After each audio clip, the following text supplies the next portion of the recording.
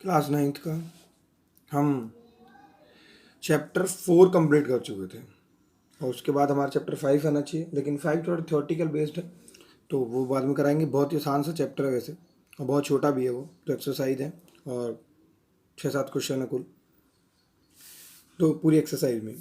तो मैं सोचा कि क्यों ना लाइन्स एंड एंगल्स कराया जाए। तो lines and angles the very important chapter. तो इसमें बहुत सारी चीज़ें आपको सीखने को मिलेंगी लाइन ऑफ एंगल्स में। एडजेंट एंगल्स क्या होते हैं, बेसिक टर्म्स मिलेंगी, डेफिनेशंस क्या है, आपको पता होगा। एक्यूट एंगल कौन सा एंगल्स होता है? एक्यूट एंगल वो होता है जो 90 से कम होता है, ठीक है, लेकिन 0 से ज़्यादा होता है, उसको बोलते हैं एक्यूट एंगल। राइट एंगल क्या होता है? राइट एंगल वो एंगल होते हैं जो 90 होते हैं, परफेक्ट, ना कम ना ज़्यादा, ठीक है। ऑब्ट्यूस एंगल क्या होते हैं? जो 90 से ज़्यादा होते हैं लेकिन 180 से कम होते हैं। स्ट्रेट एंगल कौन से होते हैं? जो 180 होते हैं। रिफ्लेक्स एंगल जो कौन से होते हैं? जो 180 से ज़्यादा लेकिन 360 से कम होते हैं। लेकिन अगर हमसे कोई रिफ्लेक्स एंगल निकालने के लिए बात कहेगा तो हम क्या करते हैं, उसे 360 में से माइनस करते हैं। बात समझ में आई? उसके बाद आपको पता चलेगा कि एडजेंट एंगल क्या होता है, ठीक है। जो एडजेंट एंगल है वो एक तरीके का आप जोड़ समझिए, ठीक है, जहाँ से वो क्या करते हैं, जुड़ते हैं, उनको बोलते हैं एडजेंट एंगल्स। तो आपने अब तक देखे क्या? Acute angle, right angle, obtuse angle, straight angle, reflex angle, तो complementary angle and supplementary angle. अब कॉम्प्लीमेंट्री एंगल के बारे में बात करते हैं। जो वो एंगल्स होते हैं कॉम्प्लीमेंट्री जिनका जो सम होता है, सम मतलब जोड़, जिनका 90 बैठे उनको बोलते हैं कॉम्प्लीमेंट्री, और जिनका सम जो है 180 बैठे उनको बोलते हैं हम सप्लीमेंट्री, ठीक है। अगर एडजेंट एंगल को और थोड़ा अच्छे से समझना है तो वो बोलते हैं जो कॉमन वर्टेक्स होती हैं और जो कॉमन आर्म्स हैं वो नॉन कॉमन आर्म्स के साथ क्या होती हैं, उनकी डिफरेंट साइड के साथ वो क्या होती है, जोड़ी जाती हैं, उनको हम बोलते हैं क्या? Adjacent angles. तो या कि यहाँ देख सकते हैं आप, when angle of the adjacent then their sum is always equal to the angle formed by the two non commons are.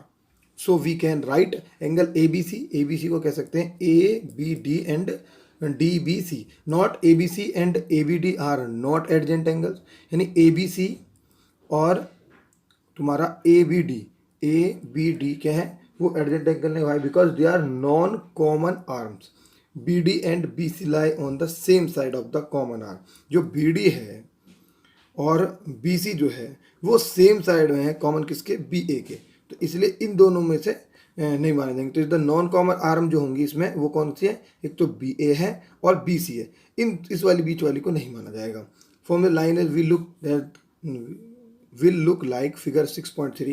In the case of angle ABD and angle DBC are called linear pair of angle. तो यहाँ पे आप देख रहे हैं इसको, angle ABD यानी ABD and DBC यानी कि DBC क्या है, इनको क्या बोलते हैं? Linear pair of angle.